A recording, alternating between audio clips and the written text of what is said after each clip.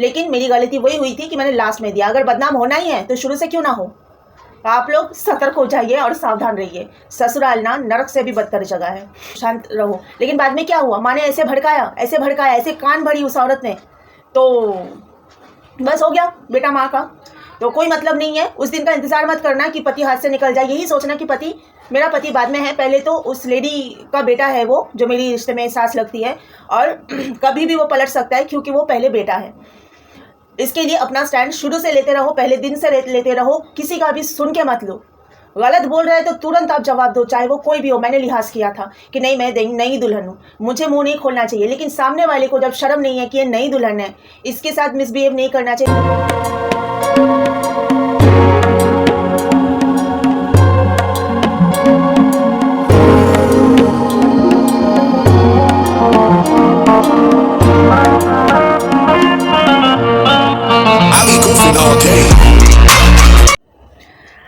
आज वीडियो बहुत इंटरेस्टिंग होने वाली है। जिन लोग की शादी होने वाली है, जिन लड़कियों की इस साल हो या किसी भी साल हो, आगे कभी भी, और जिन लोग की शादी हो गई है उनके लिए भी, सब के लिए बहुत इंटरेस्टिंग बातें हैं। तो पहले पढ़ के सुनिएगा ध्यान से। बहू विवाह के दूसरे दिन सुबह 7 बजे जैसे सोकर अपने कमरे से बाहर निकली, वैसे ही ड्राइंग रूम में बैठी सास की कड़क आवाज़ सुनाई दी। अब ये देर से सोकर उठने का तरीका यहाँ नहीं चलेगा। बहू ये सुनते ही वापस अपने कमरे में गई और एक डायरी और एक छोटा सा चमड़े का बैग लेकर वापस आई और सास के बगल में बैठकर डायरी का पन्ना खोलकर पढ़ना शुरू किया। Maruti Ertiga 16,40,000, 42 inch smart TV 52,000, fridge 13,000, washing machine 10,500, sofa, dining table, bed 1,10,000, mixie, oven, अन्य इलेक्ट्रॉनिक उपकरण 1,65,000, नकदी 15 लाख। कितने बड़े इंटरनेशनल भिखारी लोग हैं, घर में कुछ भी नहीं था और अकाउंट में पैसे भी नहीं थे, सारी चीज़ें ससुराल से मंगवाए। ये जो लड़का है जिसने शादी किया, बाप रे बाप। हाँ, अभी आगे। डायरी में लिखा पढ़कर बहू ने कहा, मम्मी ये वो लिस्ट है जो शादी से पहले इस घर से मेरे पिता के पास भिजवाया गया था। लिस्ट में लिखी सारी चीज़ें मेरे पापा ने मेरे साथ भिजवाया है। सभी चीज़ों का आप मिलान करके देख लीजिए और ये भी देख लीजिए कि आपने मेरे बारे में इस लिस्ट में कोई ऐसी मांग नहीं की है। बहू पढ़ी लिखी, गुणकारी, संस्कारी और कामकाजी हो। आपने बस अपने बेटे की कीमत लगाई और मेरे पापा ने आपके बेटे को मेरे लिए ख़रीद लिया। और हाँ मम्मी, विदाई के वक्त मेरे पिता ने ये बैग मुझे देते हुए कहा था, बेटी तू जब तक मेरे आंगन में रही सुरक्षित रही, मगर अब आज से तुझे अपनी हिफाजत खुद करना होगा। सास ने उत्सुकतावश पूछा, क्या है इस बैग में? तो बहू ने धीरे से उस छोटे से बैग का चैन खोला और उसमें से रिवॉल्वर निकाला। ये देख सास झट से अपनी उखड़ी सांस को नियंत्रित करते हुए उठी और कहा, बेटी तू अभी सोकर उठी है, रुक मैं तेरे लिए चाय बनाती हूँ। तो कुछ समझ में आया? ससुराल में खुद के लिए स्टैंड खुद को लेना पड़ेगा। आपके खुद की सुरक्षा का आपको ही ख्याल करना पड़ेगा। वहाँ आपके लिए कोई नहीं होगा, आपका पति भी नहीं होगा। जिसका हाथ पकड़ के, जिसके ऊपर पूरा भरोसा करके आप उस घर में गए हो, वो आपका पति बाद में, वो पहले उस औरत का बेटा है जो उस पूरे घर को कंट्रोल करती है, जिसका आपके साथ रिलेशन जो है वो सास और बहू का रिलेशन है। यानी आपकी जो सास है वो पूरे घर को कंट्रोल करती है। ये ज़्यादा से ज़्यादा घर की यही कहानी है। कुछ लोगों को ना बहुत बुरा लग जाता है जब मैं ससुराल वालों के लिए ऐसी बातें करती हूँ, तो ना शायद वो लोग ऐसे होते हैं ना, उनको बुरा लग जाता है। ऑफ कोर्स उनके घर की कहानी होगी, इसके लिए आके कमेंट में कुछ भी अपना कचरा उड़ेल के चले जाते हैं। तो आपकी सुरक्षा आपके हाथ में है, वहाँ पे कोई आपका स्टैंड लेने वाला नहीं होगा, क्योंकि आपका पति बाद में है, वो पहले उस लेडी का बेटा है। और अगर मैं ये सब आप लोगों को कह रही हूँ, ये मैंने खुद झेला है, इसलिए मैं कह रही हूँ, और मैंने चुपचाप झेला है। ये बहू जो है, इसने तो पहले दिन से ही आवाज़ उठाना स्टार्ट कर दिया था, खुद का स्टैंड खुद ने लेना स्टार्ट कर दिया था, और ऐसी ही बहू बनना पड़ेगा। अगर आप चाहते हो कि आपको आपका हक ससुराल में मिले और आपको कोई सताए ना, आपको कोई रुलाए ना, तो पहले दिन से आपको ऐसी बहू ही बनना पड़ेगा।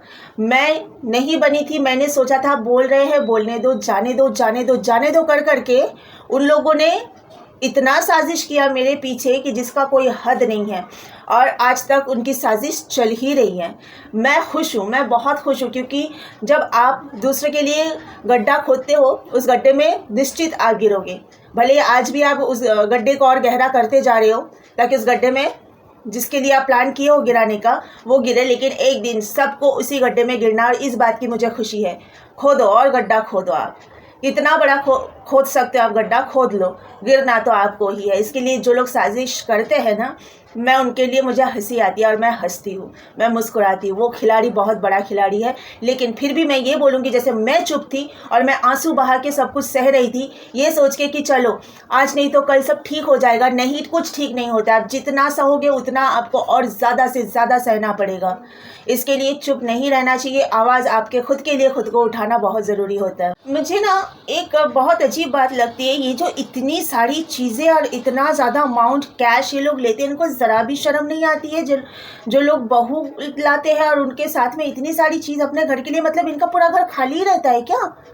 अजीब है, खुद कुछ नहीं खरीदते हैं ये लोग अपने घर के लिए, कि पूरा का पूरा लड़की को अपने घर से लाना पड़ता है। कितने बड़े इंटरनेशनल टाइप भिखारी होते हैं ये लोग, जो लोग लेते हैं। जो लोग नहीं लेते हैं, सिर्फ घर की लक्ष्मी लाते हैं, उनको तो सल्यूट कि आपको आपके घर की लक्ष्मी का कितना ज़्यादा कदर है, और इनको रिश्ते का कोई कदर नहीं है। जो लोग ऐसे लेते रहते हैं ना चीज़ें, कितने बेशर्म लोग होते हैं कि हाथ ऐसे किसी के आगे ऐसे हाथ फैलाना कि आप दो, हम हाथ फैला के खड़े आपके आगे, देते जाओ जितना दे सको।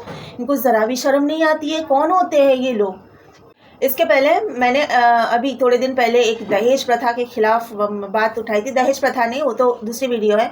एक में मैंने बोला था, फेसबुक पर ही एक पोस्ट आया था कि लड़के दहेज नहीं मांगते हैं, लड़कियां दहेज मांगती है, क्योंकि अच्छी नौकरी, अच्छा घर, ये सब तो डिमांड लड़कियां करती है। तो उसके खिलाफ मैंने बोला था नहीं करेगी लड़कियां।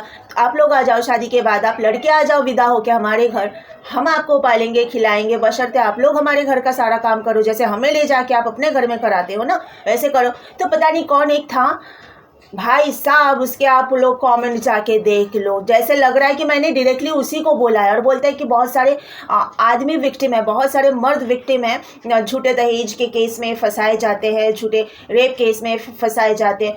होता होगा, पर मेरे जानकारी के बाहर है, मतलब मेरे जो पर्सनल जानकारी के बाहर है। न्यूज़ में तो बहुत सारी न्यूज़ आती है, बहुत सारी खबरें आती है, वो अलग बात है, लेकिन जो मैं मुद्दा रखती हूँ मेरे वीडियो पे, वो मेरी आंखों देखी है, मेरे आसपास की घटी हुई घटना, मेरे साथ में घटी हुई घटनाओं के आधार पर मैं वीडियो बनाती हूँ। मैं बेफिजूल बातें नहीं करती हूँ वीडियो में।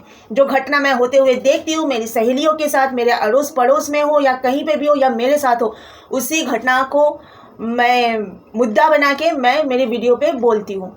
ठीक है, सारे विक्टिम्स के खिलाफ बोलती हूँ। हाँ, जो औरतें ऐसा करती भी होगी, उनके साथ मेरे जानकारी में ऐसी औरतें नहीं हैं, दूर दूर तक नहीं है, और करती होगी तो उनको भी डंडे पड़ने चाहिए। गलत कोई भी करे, गलत तो गलत है, चाहे औरत करे चाहे मर्द करे। आप झूठ बोल के किसी को फंसाओगे, आप औरत हो, मतलब ये मत सोचो कि आप बच जाओगे। आज भले ही आपने झूठा केस करके फंसा लिया, लेकिन कल आप ऐसे फंसोगे कि मुंह दिखाने लायक नहीं रहोगे। इसके लिए झूठ बहुत खतरनाक चीज़ है, इस चीज़ से सबको बचना चाहिए, चाहे आप औरत हो चाहे मर्द हो। तो आज की जो ये वीडियो है स्पेशली मैंने उनके लिए बनाया है, जो लोग या तो ससुराल में जाके चुपचाप सास के नखरे झेलते रहते हैं, उनके टैंट्रम्स झेलते रहते हैं, उनकी ऊंची आवाज़ झेलते हैं वो लोग, और जो लोग शादी करके आगे जाने वाले हो ससुराल, उन लोगों के लिए भी खुद अपने लिए खड़े हो जाओ, खुद अपना स्टैंड लो। आपका स्टैंड लेने वाला आपका पति भी नहीं है।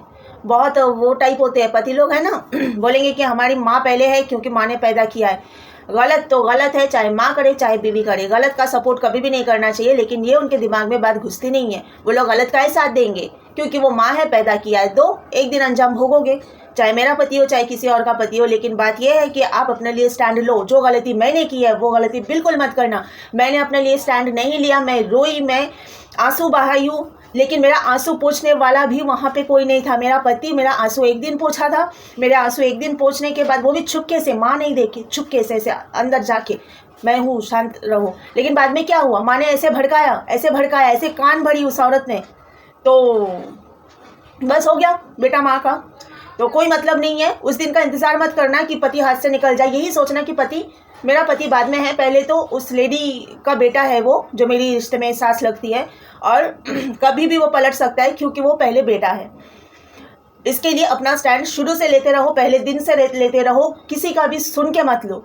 गलत बोल रहे हैं तो तुरंत आप जवाब दो, चाहे वो कोई भी हो। मैंने लिहाज किया था कि नहीं, मैं नई दुल्हन हूँ, मुझे मुंह नहीं खोलना चाहिए। लेकिन सामने वाले को जब शर्म नहीं है कि ये नई दुल्हन है, इसके साथ मिसबिहेव नहीं करना चाहिए, तो हम क्यों सोचे, और सोच के भी फ़ायदा नहीं है। आखिर में मेरे पे झूठा झूठा इल्ज़ाम लगा कि मैं मेरी सास के साथ में ज़ुबान लड़ाती हूँ, जबकि ज़ुबान कभी लड़ाया ही नहीं। वो अकेली ही इतना बोलती है, उसके बकवास का कौन जवाब देगा। तो बकवास ही बकवास करते रहती है, बिना सर पैर की बातें करती है। लेकिन आखिर में मैंने जब देखा कि मेरा पति भी मतलब उसके कब्जे में चला गया है, ब्रेन माइंड वॉश कर दिया उस लेडी ने, वो मेरा है ही नहीं अभी मेरा पति, इस तरह उसको भड़काया है, वो मेरा अभी स्टैंड लेगा नहीं, तब मैंने 2-4 जवाब लास्ट में दिया था उस लेडी को। लेकिन मेरी गलती वही हुई थी कि मैंने लास्ट में दिया। अगर बदनाम होना ही है तो शुरू से क्यों ना हो। आप लोग सतर्क हो जाइए और सावधान रहिए। ससुराल ना नरक से भी बदतर जगह है।